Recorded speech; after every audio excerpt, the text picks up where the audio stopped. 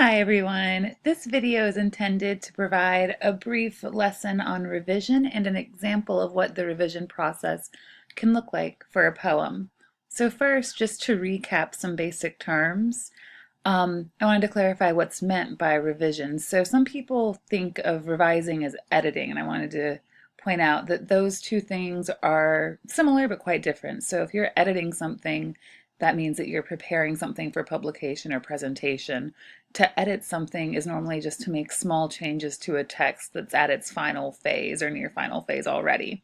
So examples of editing are spell checking or working on formatting or checking punctuation.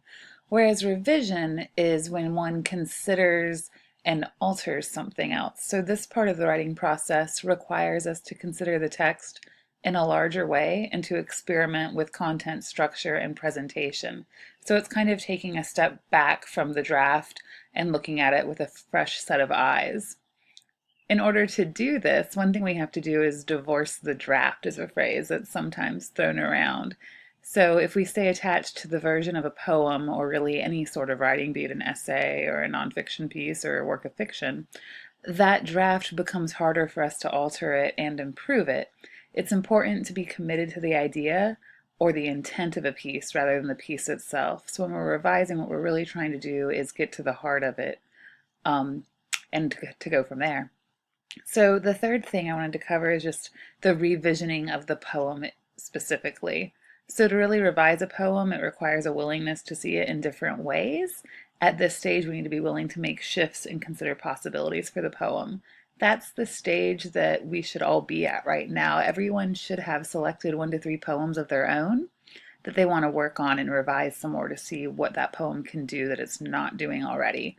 In order to help demonstrate the process of revising, I've included the original draft of a prose poem I wrote a while back.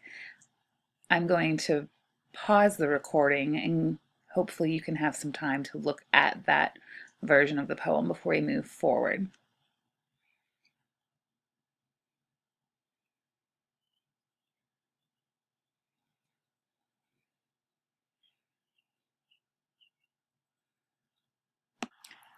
Okay, so here you'll see the second draft of that poem in due time. And for this revision strategy, I chose to lineate the poem, meaning I took it out of the prose form that it was in and gave it line breaks and sectioned it off, just like most poems that we see.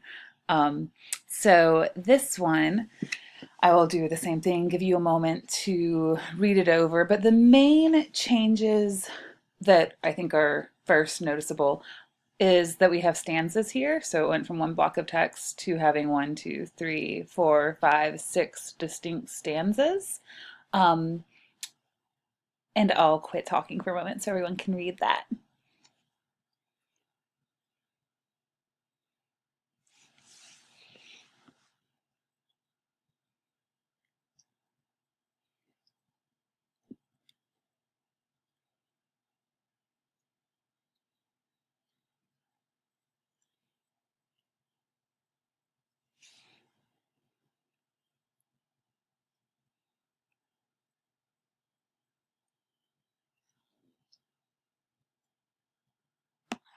And here we have another revision of that same poem in due time. This third draft of it, I did the flip it and reverse it method, and I tried to refine it some when I was revising. So what I did is took the last line of the previous draft and made the poem start from there. And then I worked my way back through the poem towards the beginning. So in this draft of the poem, the end is the beginning and the beginning is the end from where it started, at least.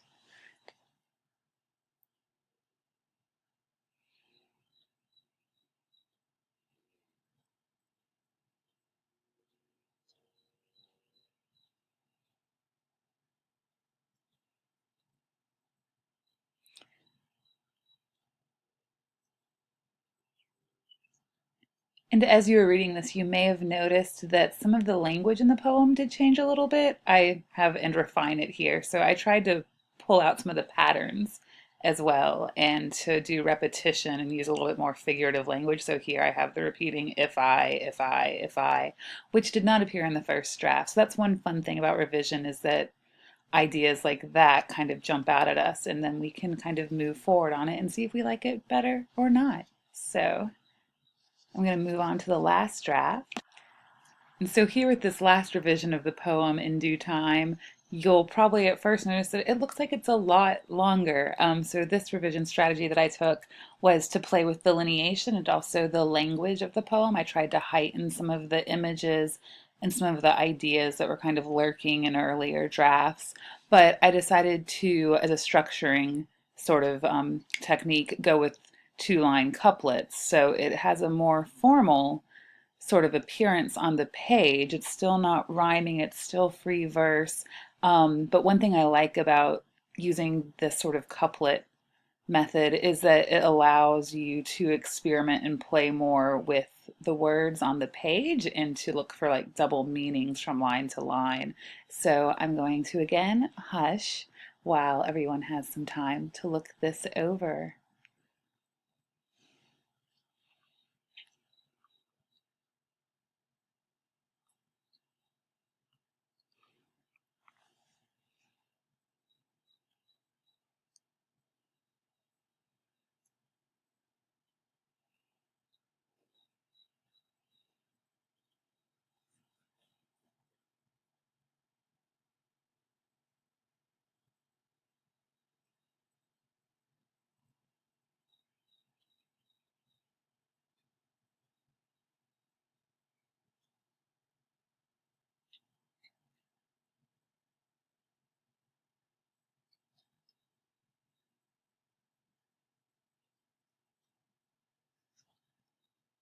Here, just to recap, I brought us back to where we started with just the basic terms and key ideas, and two of the main things to keep in mind as you start on your own revision process.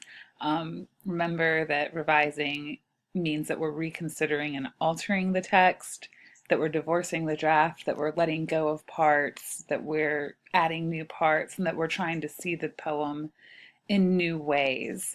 So, what you should be doing at this point is going back and looking at the selected poems that you chose to work with, and either using one of the revision methods that I've demonstrated here as an example for the group, or looking more closely at the ways to hack a poem article that's online for you as a resource, and selecting just two of your preferred revision strategies.